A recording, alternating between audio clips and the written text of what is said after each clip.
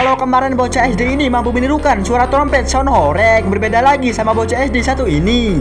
Dia menjadi viral karena memiliki suara batuk yang berbeda dari biasanya. Waduh, kayak gimana tuh? Oke, yang masih sekolah, like dulu dong. Coba komen kalian kelas berapa. Oke, makasih. Jadi bocah SD ini menjadi terkenal di sekolahnya karena memiliki suara batuk yang unik dan lucu. Dia juga tak menyangka bahwa dirinya akan viral hanya karena suara batuk dirinya. Bahkan teman dia juga terkejut saat bocah SD ini sedang batuk, karena tak biasanya mendengar orang yang sedang batuk memiliki suara yang unik dan lucu. Kira-kira beginilah suaranya.